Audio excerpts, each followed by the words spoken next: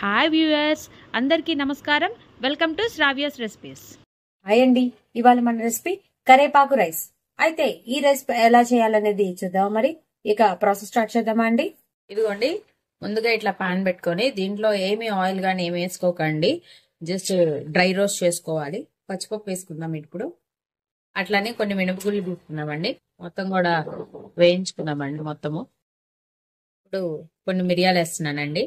స్పైసీకి తగ్గట్టు ఒక 10 ఎండుమిరపకాయలు తీసుకుందామండి. మీరు స్పైసీనెస్ అంతా కూడా ఎండుమిరపకాయల్లోనే ఉంటుందండి, స్పైసీకి తగ్గట్టు వేసుకోండి ఎండుమిరపకాయలు అనేది.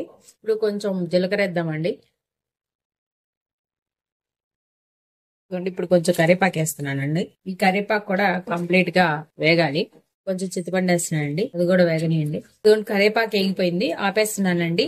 ఆరిన తర్వాత మిక్సీ పట్టుకుందాం. ఇట్లా ఒక జార్ తీసుకొని మనం వేయించుకున్న ఇంగ్రీడియంట్స్ అన్ని వేసేద్దామండి దీంట్లో.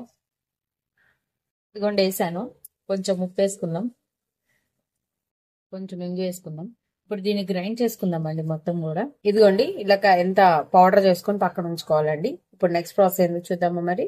ఇదిగోండి ఇప్పుడు అదే పాన్ లో కొంచెం ఆయిల్ వేసుకుందామండి. ఆయిల్ వేడెక్కాక కొంచెం శనక్కాయగుళ్ళు వేయించుకున్నాము. ఇదిగోండి శనక్కాయగుళ్ళు వేగిపోయినాయి, నేను తీసేస్తున్నాను ఇప్పుడు మొత్తం కూడా.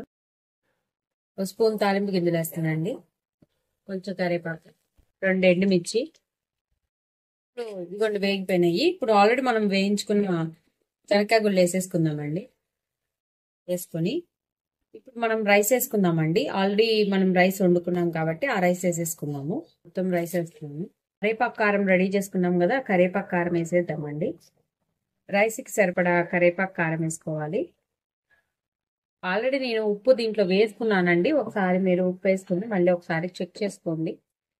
అండి, కమ్మటి కరివేపాకు రైస్ రెడీ అయిపోయింది. ఈ వీడియో కనుక మీకు నచ్చినట్టయితే ప్లీజ్ లైక్ చేసి, షేర్ చేసి, సబ్స్క్రైబ్ చేసుకోండి. Thank you for watching Sravya's recipes.